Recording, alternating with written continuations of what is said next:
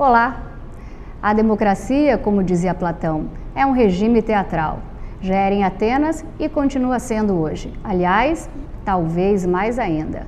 É um regime de performance, de imagem, de narrativa. Além de programas de governo, experiência na vida pública e promessas, um fato relevante nas eleições é a personalidade dos candidatos, ou, num vocabulário mais clássico da filosofia, as virtudes e os vícios. Os eleitores só enxergam nos candidatos as qualidades e os defeitos que eles querem. E os que estão no páreo para a presidência da República sabem bem disso. Não é à toa que jogam com as armas que têm para passar a imagem com mais chances de conquistar os votos. Lula tenta se vender como um estadista de prestígio internacional. Já se encontrou com o novo chanceler da Alemanha, sucessor de Angela Merkel. Esteve com o presidente da França, Emmanuel Macron, e também com o da Argentina, Alberto Fernandes. O presidente Jair Bolsonaro aposta todas as fichas no programa Renda Brasil, o substituto do Bolsa Família, para aumentar sua base eleitoral e, assim, tornar-se mais competitivo. E na terceira via, a grande novidade é a candidatura de Sérgio Moro. Talvez pelo fato de ter sido juiz, seja o mais formal que os outros, mas numa eleição presidencial, a chave da urna é a simpatia que um candidato desperta no eleitor. E aspirantes como Moro não conseguem atingir o mesmo carisma que Lula ou Bolsonaro. Então, se até outubro não tivermos nenhum fato extraordinário no país, é bem provável que a próxima eleição presidencial seja um repeteco de 2018, com as duas pontas, PT e Bolsonaro, disputando o segundo turno. O convidado do programa Laura Campos Entrevista é doutor em Ciência Política pela Universidade de São Paulo, sócio da Tendências Consultoria, uma das mais renomadas do país. Eu converso com Rafael Cortez. Olá, Rafael, seja muito bem-vindo à TV Brasil Oeste. Nós ficamos muito felizes em recebê-lo aqui no programa Laura Campos Entrevista.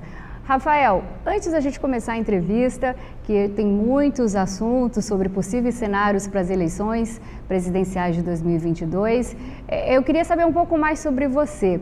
Eu confesso que eu dei uma procurada ali no Google e não encontrei muita coisa sobre essa sua vida pessoal. Eu queria saber por que você escolheu fazer ciências políticas, a réu, como a gente estava conversando antes de começar o programa.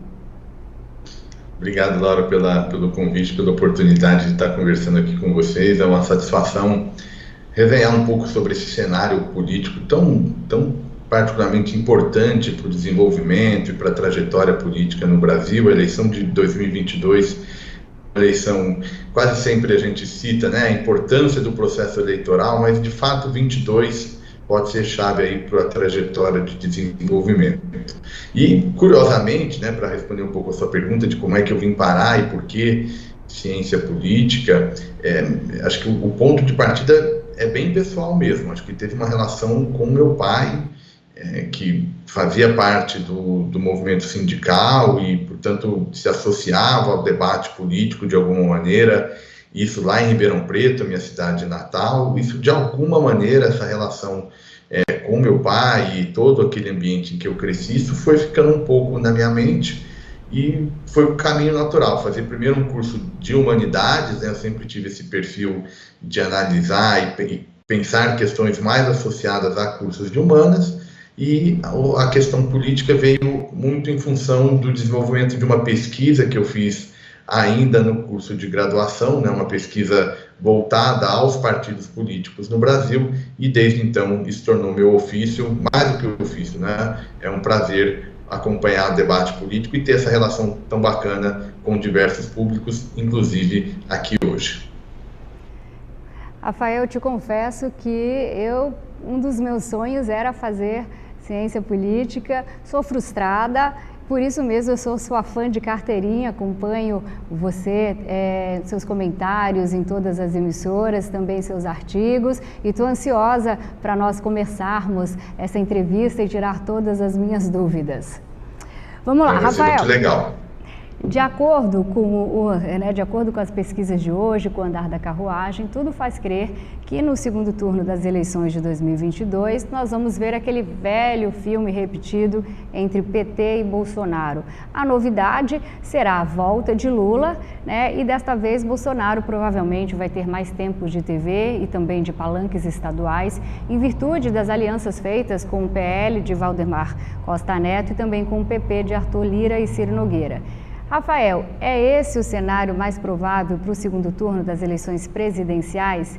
E eu também queria saber quais as estratégias que você observa nesses dois candidatos que a gente chama de duas pontas. Eu tenho uma leitura parecida, A minha interpretação sobre o cenário eleitoral de 2022 passa pela continuidade da polarização PT-Bolsonaro, tal como ocorreu em 2018, agora com uma nova roupagem, muito possivelmente um segundo turno entre o ex-presidente Lula e, naturalmente, a campanha de reeleição.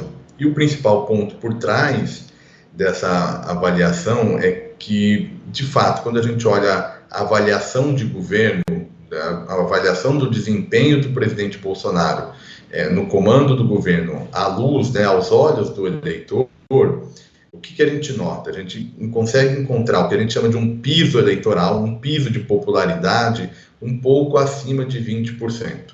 Então, basicamente, a gente tem uma expectativa que no primeiro turno, de saída, o presidente Bolsonaro tem alguma coisa como acima de 20% de intenção de voto e, posteriormente, no resultado das urnas. Então, o que já é um patamar bastante interessante. Então, a despeito de toda a crise econômica, toda a celeuma em torno da vacina, o debate em torno da pandemia, só para citar aqui em questões que foram presentes no debate, mesmo com toda essa agenda negativa atrás do governo, dificilmente a gente viu essa popularidade romper esse patamar, romper esse piso que a gente chama, pensando na campanha de 18. E aqui acho que é importante, só vale lembrar a popularidade do ex-presidente Temer, que era muito alta. Então, o ex-presidente Temer, por exemplo, não tinha apoio, portanto, não concorreu a essa eleição. No caso, o presidente Bolsonaro parece ter um eleitor consolidado. Agora, em paralelo a esse eleitor consolidado, esse apoiador bolsonarista, a gente tem também uma rejeição muito alta. A grande maioria dos institutos de pesquisa dão uma rejeição acima de 50% do eleitorado. O que significa que o eleitor vai ouvir na campanha de 2018, de 2022, vai ouvir com bons olhos mensagens políticas de oposição. Afinal, ele rejeita a atual administração, haja visto esses indicadores. E quem melhor para fazer essa mensagem crítica ao governo do que o ex-presidente Lula, que tem um histórico de popularidade muito alta, sobretudo entre os grupos mais vulneráveis, que, dada a desigualdade social no país, tem um peso muito importante na sociedade. E é por isso que é o ex-presidente Lula o principal beneficiário desse desgaste governista. Quando a gente soma tanto o lado do governo quanto o lado da oposição, bate nesse cenário de segundo turno provável entre PT, a figura do ex-presidente Lula, e da campanha de reeleição na figura do presidente Bolsonaro. Rafael, me corrija se eu estiver errada. Você acabou de dizer que os eleitores do Bolsonaro os bolsonaristas são cerca de 20%. Mas também nós temos a parte da esquerda que, querendo ou não, já é certeza, pelo menos uns 20% em toda eleição, o PT já sai garantido. Eu falo por Mato Grosso, que independente de qualquer coisa, o PT tem aquela parcela de eleitorado e hoje está acontecendo isso. O PT, que é eleitor do PT e também eleitor do Bolsonaro. E no meio de campo fica aquele indeciso, que hoje está mais para o Lula, mas pode ser que com o andar da carruagem também vá para o Bolsonaro, uma vez que a eleição só se decide em véspera. A gente sabe mesmo que a gente só vota ali antes, minutos antes a gente decide, a maioria do brasileiro decide. É isso mesmo que acontece? Porque o Bolsonaro com 20 e o Lula também, que é o PT, hoje ele está mais, mas aquela turma roxa é aquele eleitorado fixo de entre 20% e 30%. É mais ou menos nessa direção, sim, Laura. E acho que é um ponto importante, né? Quando a gente faz prognóstico para o cenário eleitoral há tanto tempo antes da eleição, na verdade o que a gente está pondo são o que a gente chama de ambiente ou as condições estruturais em que vai ocorrer uma campanha de fato real, né? Quando os candidatos vão fazer os jingles, vão lançar suas propostas, vão formar bases de apoio nos estados, enfim, o jogo político propriamente dito, né? Esse jogo político ele tem potencial de mudar o cenário esperado por essas condições estruturais? Tem.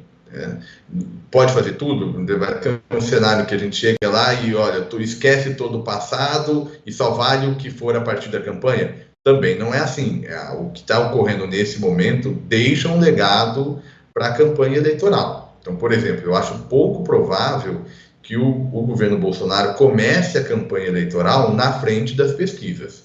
O que significa que a campanha é fundamental. Não é por um acaso que ele está fazendo o esforço de filiação ao PL, provavelmente de ampliação da base, possivelmente com o PP e outras legendas que venham apoiar a candidatura do governo, porque sem o horário eleitoral e sem o recurso financeiro, dificilmente o presidente se reelege.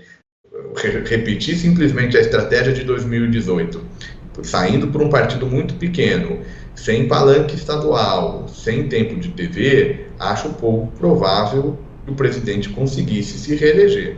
Eu acho que essa é uma diferença importante. A campanha, naturalmente, faz importância, né? Faz relevância se é um bom jingle, se é uma boa candidatura, se tem bom material em rede social e assim por diante. Mas não dá para fazer mágica. E o governo vai precisar convencer o eleitorado que vale a pena pela continuidade, porque o sentimento natural do eleitor, quando começar a campanha, vai ser o sentimento pela troca. Vamos ver se a campanha governista consegue alterar essa preferência, como você muito bem colocou, Laura. Tem uma parcela do eleitorado que só vai definir de fato aos 45 do segundo tempo. Agora, ele vai se formando, essa opinião vai sendo formada aos poucos, por isso que o desafio e o jogo está nas mãos do governo. E como é que você avalia o mandato do governo Bolsonaro? Quais são os principais pilares do atual governo e onde é que estão suas maiores deficiências? Quando a gente faz avaliação de governo, acho que é importante ter claro qual que é o parâmetro para a gente fazer a avaliação de qualquer governo, seja no âmbito federal, seja nos governos locais, nas prefeituras, nos governos estaduais. A gente precisa ter um parâmetro. Quando eu olho para os últimos 4 anos, que é o período da primeira administração do presidente Bolsonaro, vamos lembrar o que estava em jogo, o que tinha de expectativa para esses 4 anos. Um primeiro jogo, né, é o jogo das reformas econômicas, né? O próprio presidente cunhou lá a imagem do posto Ipiranga, quando escolheu o ministro Guedes para comandar a economia. Mais do que isso, criou um super ministério da economia, né, a partir da fusão de uma série de pastas anteriores, da fazenda, do planejamento, da indústria e do comércio exterior, só para citar alguns exemplos, e criou uma super pasta. O que o presidente Bolsonaro estava querendo nos passar? Bom, o meu mandato é um mandato em que a economia vai ocupar um lugar central, por isso que eu criei um superministério e nomeei um ministro da economia com muita autonomia, por isso a figura do posto Ipiranga, né? Quando a gente olha para essa agenda, os resultados não são muito satisfatórios, né? As reformas econômicas, elas não caminharam. A reforma da Previdência, em boa medida, ela já tinha sido debatida no governo Temer, né? O ex-presidente da Câmara, Rodrigo Maia, teve uma parcela importante nessa aprovação, e as demais reformas ou andaram de lado ou foram muito pouco, avançaram muito pouco, né? E quando a gente olha os índices de crescimento econômico a partir de 2019, eles não diferem muito dos anos anteriores. A gente está crescendo basicamente um pouco acima de 1%, o PIB agregado, né? Não é muito mais do que isso. Então, acho que esse é um primeiro parâmetro. Me parece que a gente não conseguiu potencializar o crescimento econômico. Um segundo parâmetro que eu acho que é importante, e nesse sentido não dava para esperar, que foi a pandemia. A partir do momento da eclosão da pandemia em escala global, todos os governantes, né, dos regimes democráticos ou não, país avançado ou país em desenvolvimento, em boa medida, tiveram que construir uma resposta à pandemia, seja no campo sanitário, ou seja, combate, a construção de instituições de saúde e de processos de saúde para reduzir o número de óbitos e o número de casos, seja para reduzir o efeito da crise econômica. Nesse sentido, o governo até conseguiu bons resultados. O Brasil foi um dos países que menos sentiu a crise econômica vindo da pandemia, né? É claro que a gente já tinha um patamar muito ruim, mas ao longo da pandemia, o Brasil, com um esforço muito importante de recurso, o Brasil gastou basicamente 10% do PIB, né, para o enfrentamento da pandemia. Isso é gasto de país rico. Isso é gasto de país rico. Então, nesse sentido, e aí você me perguntando, né, qual foi o principal mérito do governo, eu diria que foi olhar para a questão econômica e fazer o gasto público necessário para minimizar o efeito econômico. Agora, de um outro lado, e de novo, por isso que eu acho que o balanço da atual administração é um balanço negativo, a maneira como o presidente Bolsonaro tratou da questão da pandemia não me parece, não faz jus a uma ideia de um governo responsável, né? E aí, basicamente, nós estamos falando da vacinação, né, que era um instrumento que todas as evidências mais robustas dos principais institutos, universidades, órgãos de pesquisa, etc., apontavam a vacinação como um passo fundamental para a redução do número de óbitos, né? E, lamentavelmente, o presidente Bolsonaro não contribuiu para essa agenda, né? A gente já teve uma longa discussão aqui, vocês já estiveram acompanhando reiteradamente toda a celeuma política que tomou conta desse país, de tal sorte que quando a gente pega os efeitos positivos e os negativos, em conjunto, fica, na minha leitura, um saldo negativo. Sem contar na questão política, que a gente também pode olhar e discutir aqui um pouco, se você achar que faz sentido, Laura. Vamos falar sobre isso, mas você falou bastante de economia, do Paulo Guedes. Eu queria falar que o Ministério da Economia ele fez algumas movimentações para driblar o teto de gastos e criar o Auxílio Brasil, que é um novo nome do Bolsa Família. Mas na prática, Rafael, eu acho que o que se pode comprar com esse dinheiro não vai aumentar, porque não vai tapar parte da inflação que existe hoje em dia. Então eu pergunto, o Auxílio Brasil é só mais uma estratégia eleitoral do Bolsonaro?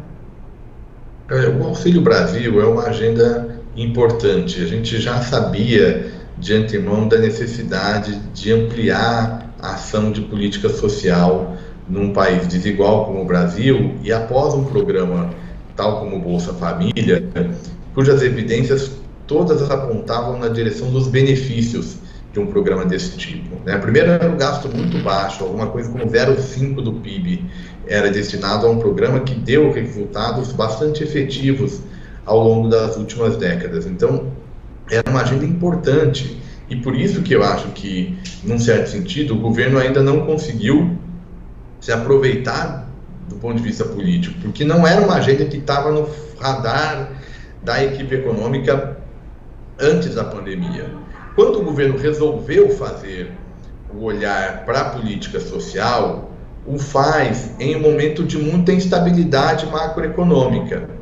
O faz de uma maneira muito voluntarista, né? Sem conversar com os especialistas e, mais do que isso, sem fazer escolhas orçamentárias para dar base a um volume de gasto necessário, sobretudo para reduzir os efeitos da pandemia. Curiosamente, Laura, em algum momento do ano passado, as evidências mostraram que o Brasil conseguiu reduzir desigualdade, porque o auxílio emergencial, né, que foi a primeira versão da política para minimizar os efeitos da pandemia, ele estava pagando uma média de R$600 para um conjunto bastante amplo de famílias. E a gente viu que, durante um pequeno período, mas que ao mesmo tempo nos mostrou como é bom fazer gasto social, a desigualdade foi reduzida, porque era um recurso muito significativo para famílias mais vulneráveis. Então, quando o governo resolveu olhar para essa agenda, o fez num momento de delicadeza em relação ao quadro fiscal. E como você muito bem citou na sua pergunta, o efeito prático, o que deu concretude a essa disposição, foi quando o governo não conseguiu fazer alocação orçamentária, não conseguiu fazer uma escolha difícil, e vamos fazer, olha, vamos pegar esse recurso aqui, vamos jogar lá para os mais vulneráveis. Não fez, precisou fazer por meio de mudanças de regras fiscais. Regras essas que o próprio ministro Guedes colocava como fundamental para crescimento. Quantas vezes a gente não ouviu falar o ministro Guedes reforçando a importância da emenda do teto? E foi o próprio governo que patrocinou uma série de mudanças nessa própria emenda. O resultado, a inflação veio, porque a taxa de câmbio foi desvalorizada, o câmbio está batendo 5,70, um patamar muito desvalorizado, a inflação ficou muito alta durante um período muito longo, e aí mesmo que você citou, vai ter o recurso nominal, mas o poder de compra efetivo é muito menor, porque uma parte já foi corroída pela inflação. Então, aquele grupo mais vulnerável, ele foi ainda mais penalizado por conta da inflação. Nesse sentido, o Auxílio Brasil vai ter, na melhor das hipóteses, um efeito de amenizar esse quadro mais dramático, mas ainda assim vai nos manter numa condição bem desafiadora do ponto de vista do desenvolvimento social.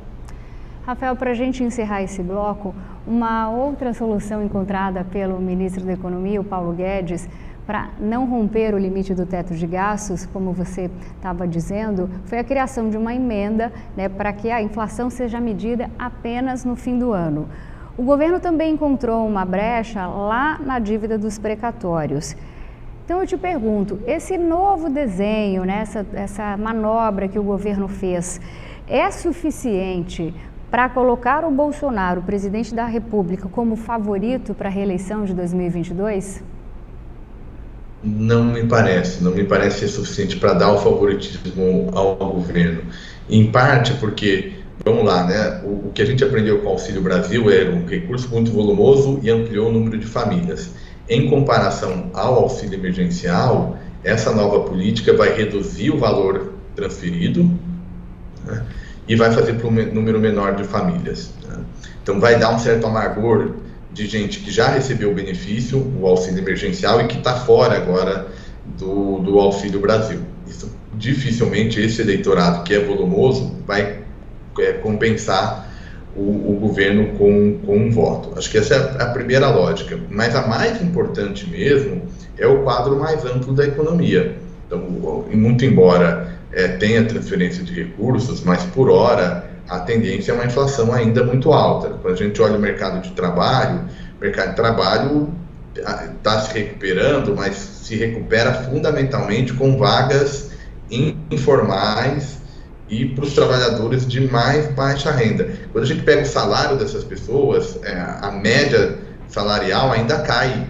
Se a gente compara o ganho salarial com a inflação está tão maior do que o ganho salarial do sujeito que a média ainda é negativa. Ou seja, o consumo das famílias deve ser menor do que foi no passado, que é um ponto importante de bem-estar. Então, a taxa de consumo deve seguir mais baixa do que no passado. Então, dado a circunstância econômica, o favoritismo eu acho muito forte. O que acho que o programa pode dar é manter a competitividade da candidatura, ou seja, uma candidatura à reeleição que tem tudo para chegar no segundo turno. E aí, no segundo turno é uma outra campanha, é um jogo político muito diferente, mas pelo menos acho que é um programa que vai ajudar o presidente Bolsonaro a evitar o crescimento do que está todo mundo chamando de terceira via, que é um debate importante aí da questão eleitoral. E que nós vamos falar daqui a pouquinho no segundo bloco.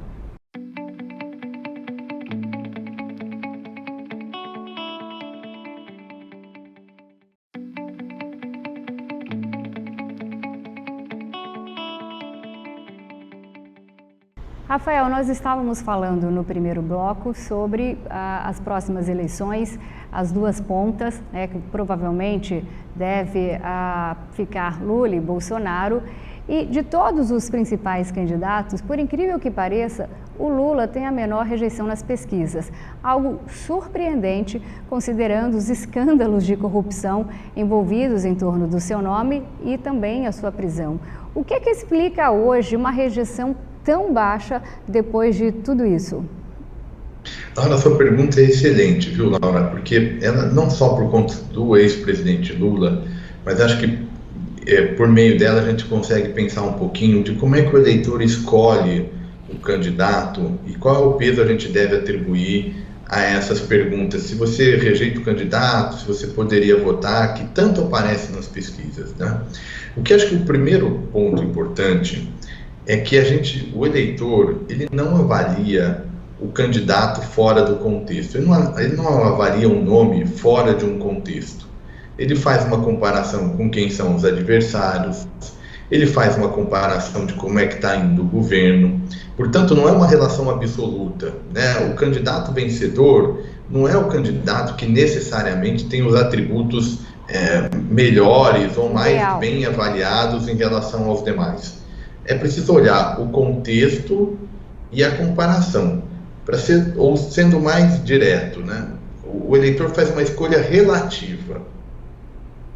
Ou seja, ele compara o ex-presidente Lula, para ficar na sua pergunta, com uma série de outros nomes. Então é diferente do eleitor, ele não faz uma escolha no vácuo, ele escolhe um determinado candidato e olha as opções que ele tem. Tá? Então acho que esse é um ponto fundamental. Assim, o ex-presidente Lula pode ter um índice de votos em determinado tamanho, concorrendo contra, por exemplo, o presidente Bolsonaro, mas pode ter uma variação se ele concorresse contra o Ciro Gomes, ou contra o João Dória, ou contra qualquer nome. Aqui, o importante é só para a gente pegar que é uma questão relativa. Tá? Então, isso vai depender de qual é o cenário, qual que é a oferta de candidatos que a elite política vai apresentar ao eleitor. Um outro ponto, também mostrando esse grau, essa relatividade no olhar do eleitor para com os candidatos, tem a ver com o governo. Na verdade, Laura, a eleição, ela é um plebiscito do governo. A eleição é um momento em que o eleitorado vai punir ou recompensar o desempenho do governante. Isso não é só no nível federal, não. Vamos pegar o cenário local, o cenário do Mato Grosso. Vamos pegar o desempenho do governador do Mato Grosso nesse momento e a sociedade vai avaliar, está gostando ou não está gostando. Se estiver gostando, você pode até me falar melhor como é que está a avaliação do governo estadual, mas se for um cenário que a sociedade está apoiando o governador em questão, a tendência de reeleição. Não interessa os concorrentes, porque o eleitorado gosta do governo. Então, ele vai olhar para os adversários de uma forma negativa, porque ele gosta do governo. Se eu apoio um governo e chega um candidato e critica algo que eu apoio, naturalmente eu não vou gostar desse candidato. Por isso que candidatos de oposição a governos bem avaliados não ganham eleição.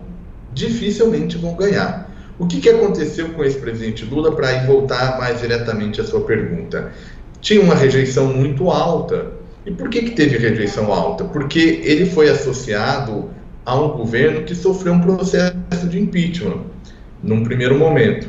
Ele foi associado a uma investigação de corrupção, que foi a Lava Jato, que, enfim, a partir de 2016 ganhou muito volume, né, um espaço no debate público. A rejeição subiu.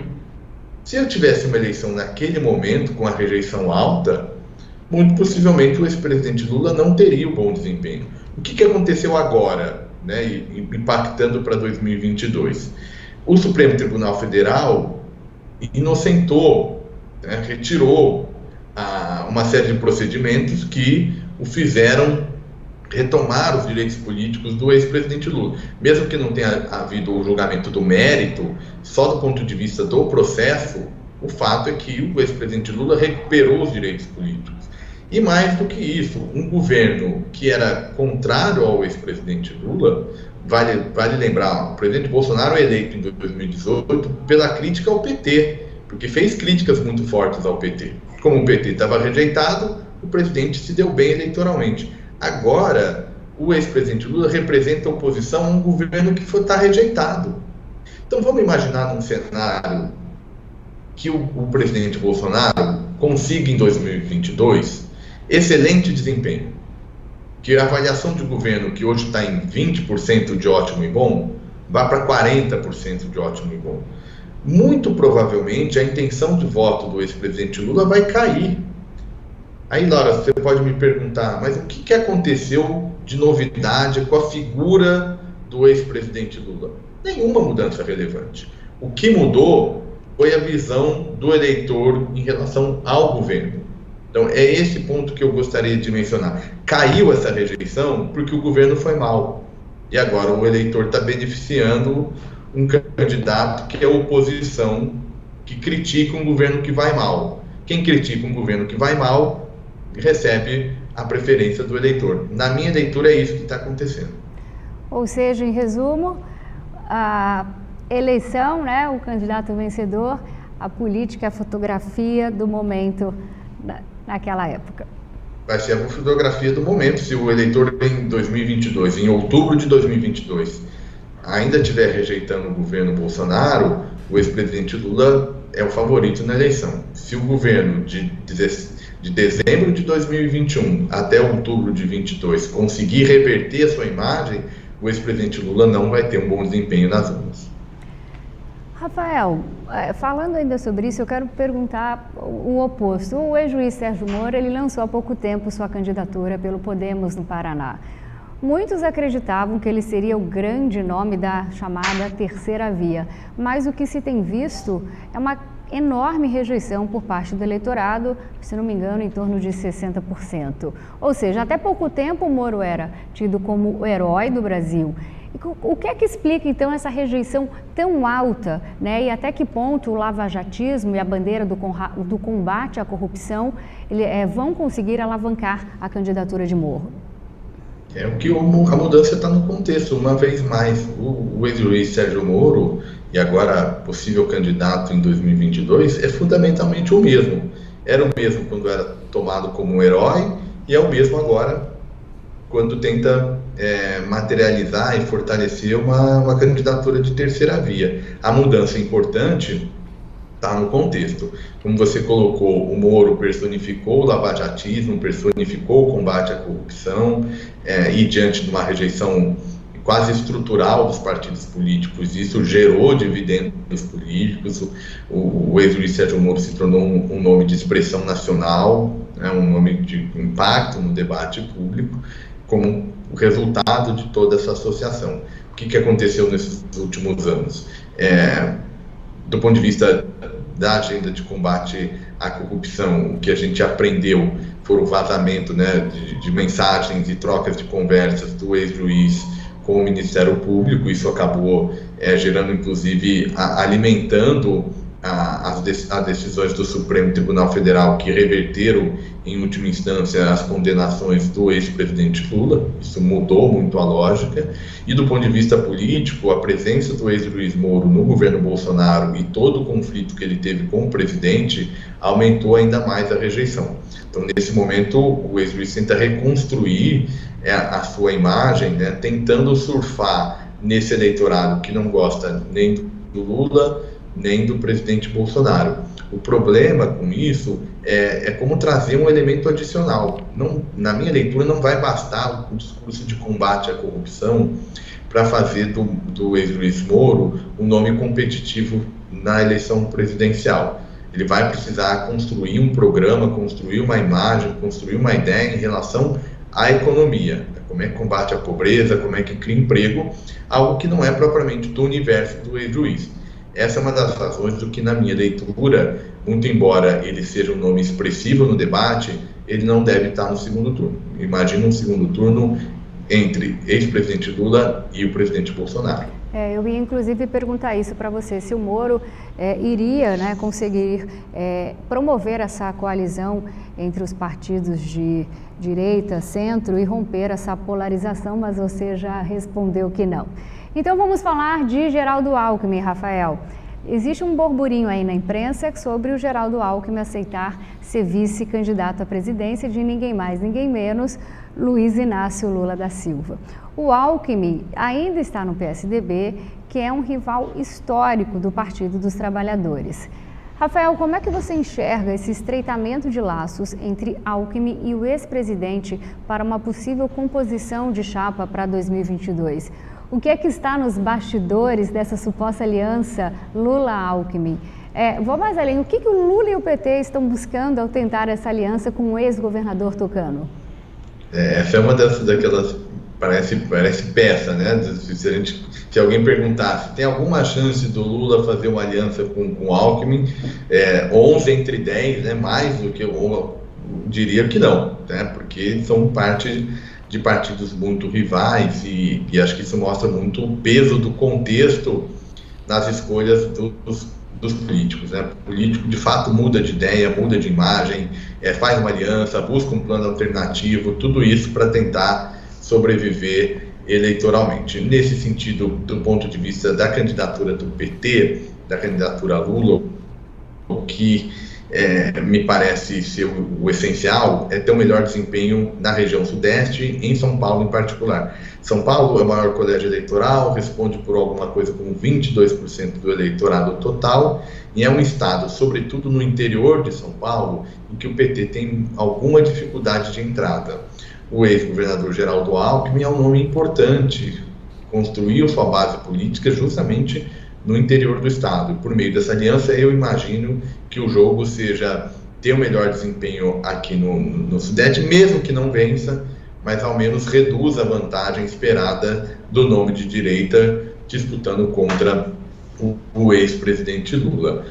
Do ponto de vista do governador Alckmin, né, aí é mais delicado e mais difícil da gente tentar imaginar o que está por trás desse movimento. Afinal, o ex-governador é um rival histórico do PT, tem uma boa perspectiva para a eleição estadual, ou seja, de se tornar novamente governador de um estado muito importante da federação, e é muito intrigante. Então, por que trocar esse cenário que é favorável no plano estadual para uma certa incerteza em relação à competição presidencial? E aqui é um pouco chute. Vou interrompê-lo porque ainda vai perder a governança de um dos maiores estados do país, um dos estados mais ricos, se não o mais rico de todo o Brasil. E essa era uma próxima pergunta. O que faz o Dória fazer isso, essas prévias nas eleições, uma vez que ao deixar o governo do estado de São Paulo para se candidatar, ele provavelmente vai perder a governança ali de São Paulo. Então, o que é que está por detrás disso? Esse é um ponto importante, porque tem um pouco a ver, o Alckmin e Dória tem um pouco a ver, são histórias que estão amarradas, né? Então, a gente entende um pouco o movimento do Alckmin, em parte, pelos movimentos do governador Dória, né? Então, isso lá atrás, quando o Dória tentou ser candidato a presidente em 2018, na frente do seu padrinho político, seu então padrinho político, o governador Alckmin. Depois buscou voto junto com o presidente Bolsonaro, então abandonou a candidatura Alckmin para presidente em 2018, e isso ficou mal resolvido, né? O governador Alckmin se sentiu fora do controle aqui no estado, né?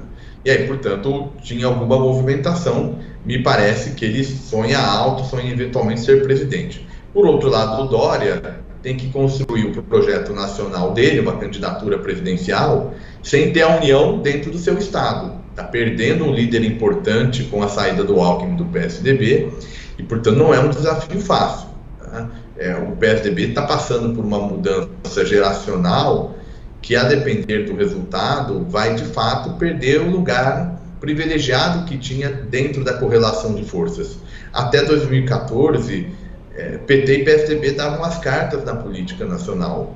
O PT continua ainda sendo importante, O PSDB, a depender do resultado, não vai ter mais esse status, vai se tornar mais um partido que disputa eleição estadual, tenta vaga para o Senado, mas não é mais o partido que vai representar um grupo, vai representar o liberalismo econômico na eleição presidencial. Esse status o partido pode perder a depender do destino eleitoral, do possível destino eleitoral do governador João Dória aqui em São Paulo.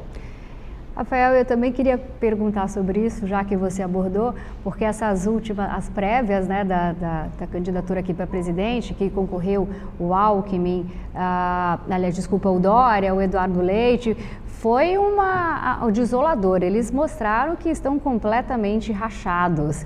E aí vem a pergunta, o que vai ser do PSDB pós-eleições 2022? Onde é que está o nosso amigo Aécio Neves? É ele que vai se tornar o grande líder do partido? Me parece que não. Acho que o PSDB vai se tornar um partido como outro qualquer. E digo isso sem juízo de valor. Assim, o que basicamente está dizendo é que ele perdeu aquele caminho natural de representar a centro-direita de maneira competitiva, sistemática, constante nas eleições presidenciais. Em país presidencialista, Laura, a eleição principal é a eleição para presidente. O PT virou o que virou pela disputa para a presidência. O PSDB virou o tamanho que virou pelos desdobramentos do Plano Real, pelo sucesso que teve governando o país. Isso que diferenciava o PT à esquerda e o PSDB mais à direita, quando o PT emergiu. Isso que era o grande status. Nenhum outro partido tinha essa capacidade. Nenhum outro partido tinha esse discurso para apresentar para o eleitorado. Porque eles disputam eleição, ganham eleições e estão lá no nível nacional. O PSDB perdeu esse espaço. Não é à toa que, por exemplo, o ex-juiz Moro, quando está desenhando a sua possível candidatura, conversa com nomes que foram associados a campanhas do PSDB no passado. Isso por conta dessa perda de força que os tucanos tiveram mais recentemente, que a depender do desempenho do governador Dória na campanha, pode arrastar para uma crise ainda mais longa e tentar uma recuperação só lá em 2026. Ou seja, o PSDB saiu do poder em 2002 e pode ficar em mais de 2 décadas sem conseguir ter um desempenho competitivo na eleição nacional. Não é fácil. Isso é um sinal preocupante para o partido.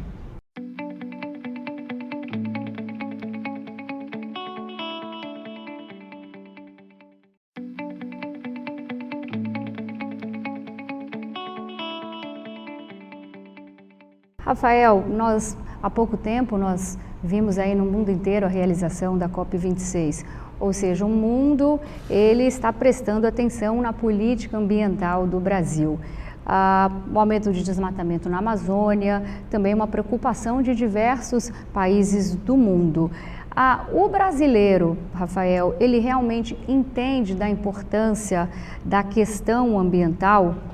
O que isso afeta diretamente para nós mato-grossenses, né? Uma vez que nós somos um produtor de muitas commodities, nós somos um estado agro.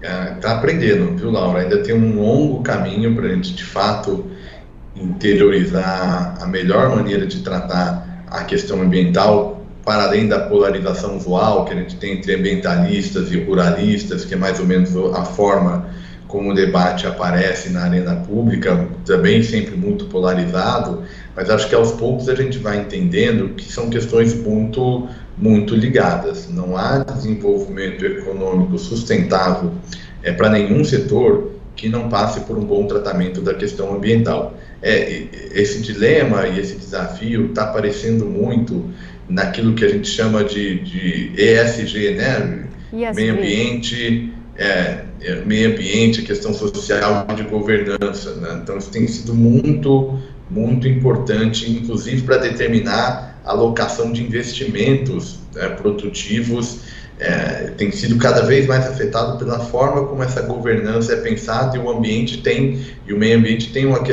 problema fundamental nessas questões. Haja visto, por exemplo, o que está acontecendo na Europa. A Alemanha recentemente fez uma eleição, o resultado coloca os verdes como um lugar muito privilegiado e tem toda uma agenda de final de carbono, economia verde, enfim. Esse é um tema que vai afetar cada vez mais. Tá? E o Brasil, nesse sentido, fez escolhas muito equivocadas do ponto de vista da sua política externa, a ponto de começar a afetar e começar a gerar desafios para um dos setores em que a economia brasileira provavelmente é mais competitiva, que é na produção de commodities e, portanto, coloca desafio, inclusive onde o Brasil é fronteira, inclusive onde o Brasil é modelo para o mundo devido à sua elevada produtividade e que, se não for associada a um ambiente político reputacional com o mundo, e isso passa pela questão do tratamento do meio ambiente, proteção dos ativos verdes, enfim, só para citar aqui no exemplo, aos poucos esse custo vai aparecer.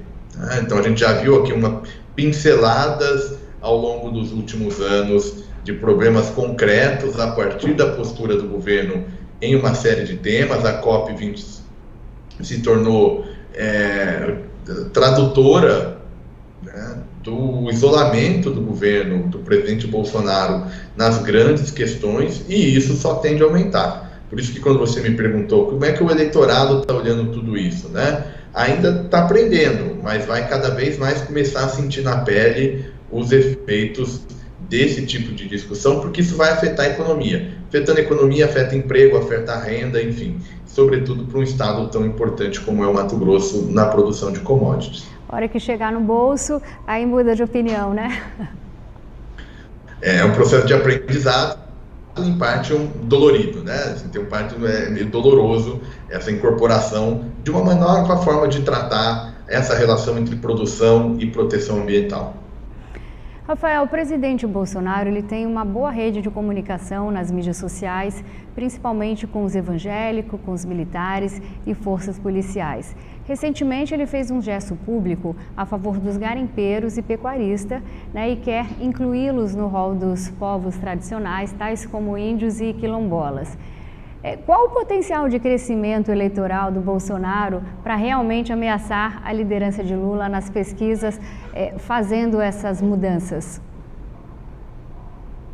Passa por elas, né? Não são suficientes, mas passa por elas. Isso passa por consolidar aquele eleitor que, eventualmente, mesmo com a economia em uma tendência de declínio, ainda faz opção pela campanha de reeleição. E, naturalmente, o presidente, como tem o poder da caneta, pode gerar benefícios concretos para grupos específicos, né? Fazer aquela estratégia, bom, se no agregado não está bom, dado que a gente tem uma expectativa de crescimento lá na Tendências Consultoria, a empresa com a qual eu milito, faço trabalhos de análise de risco, a gente tem uma projeção para crescimento de 0,5 para o PIB em 2022. É muito baixa. Então, já do que o agregado não vai bem, o presidente Bolsonaro, como tem o poder da caneta, pode gerar incentivos mais concretos para grupos particulares, para grupos específicos. Seja, por exemplo, na defesa do Vale Gás, seja de um subsídio para caminhoneiro, seja agora nessa questão que você nos colocou. Então, isso pode naturalmente trazer um ganho eleitoral, uma proteção desse ativo eleitoral do presidente Bolsonaro. Isso joga muito bem nessa disputa contra a terceira via. Para enfrentar o ex-presidente Lula, a economia acho que precisa estar melhor. Então, o governo precisa transformar todos esses sinais em ganhos concretos, né, para uma coletividade, sobretudo para os grupos mais vulneráveis. Não dá para ganhar a eleição se os grupos mais vulneráveis não apoiarem um determinado candidato. É esse o desafio do presidente. Então, vai acontecer exatamente uma situação parecida com a dos Estados Unidos, que o Trump estava indo muito bem, obrigado, até chegar a pandemia, descer ladeira abaixo e realmente disputar voto a voto com o Biden. É mais ou menos esse o desenho. Quando o governo começa a não ter um bom desempenho, a eleição começa a virar mais competitiva. No caso dos Estados Unidos, com agravante, o voto não é obrigatório, então a gente não sabe quem vai votar. Né? Então tem esse desafio, por isso que as eleições são muito incertas nos Estados Unidos, porque a gente não sabe quem vai votar, basicamente porque o voto não é obrigatório. Aqui no Brasil, como o voto é obrigatório, o que é sempre o determinante? O número de branco e nulo e comparecimento eleitoral. tá? Mas, enfim, a lógica é a mesma. Você muito bem pontuou, Laura, assim, o desempenho do governo bate nas chances de reeleição de um determinado candidato.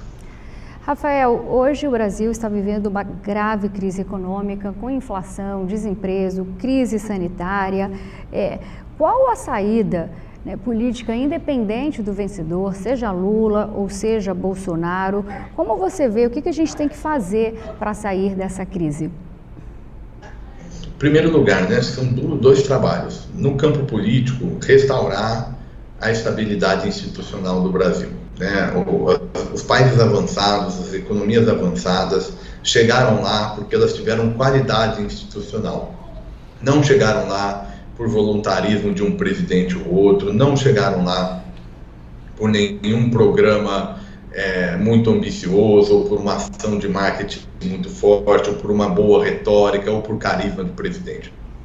O que importa no longo prazo, o que importa para valer, é a qualidade das regras do jogo de um Estado. Então o Brasil precisa de novo voltar até a alternância de poder sem ser questionada, tem que ter qualidade nas relações entre os poderes, entre executivo, legislativo e judiciário. Isso só para citar os dois temas. Tem que ter os militares ocupando daqueles espaços determinados pelo texto constitucional, enfim, o reorganizar regras do jogo, de política pública, desde o Enem, passando pela emenda do teto, etc. Acho que é super importante voltarmos a ter qualidade institucional. E o segundo ponto é econômico, e aí é propriamente econômico, é voltar a gastar menos do que arrecada. O Brasil precisa voltar a ter contas no azul. Por que isso é importante? Porque a gente precisa de uma taxa de juro baixa. O que a gente está vendo agora?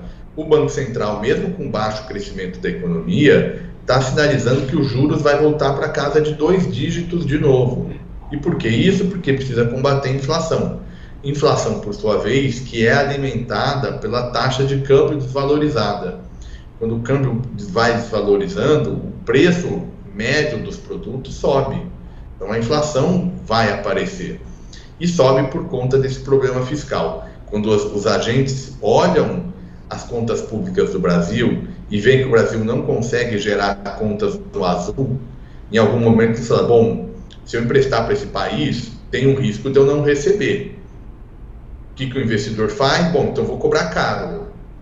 Então é basicamente isso que acontece. Quando o Brasil vai tomar um empréstimo para se financiar, ele vai encontrar acesso a esse empréstimo, mas vai pagar caro. Em pagando caro, menos recurso para a economia vai sentindo devagar. Então, o segundo passo que você me perguntou é ajeitar a casa do ponto de vista econômico. Aí, organizando o básico da política e o básico das regras econômicas, o Brasil pode começar a pensar em planos mais ambiciosos, de uma trajetória de crescimento mais longa, mais sustentável e com maior inclusão.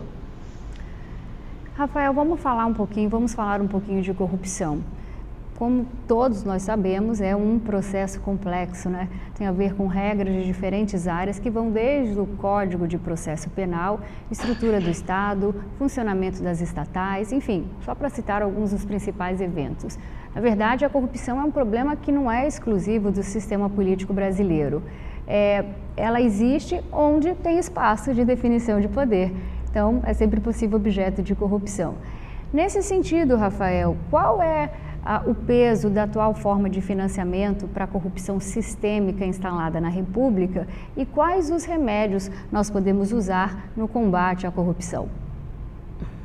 Olha, Laura, dentro da nossa conversa aqui, se eu tiver que escolher a pergunta mais difícil que a gente tem, a mais espinhosa, é entender um pouco como é que os países conseguiram combater de forma sistemática corrupção, justamente porque ela é multifacetada. Então ela tem uma faceta que é o financiamento de campanha.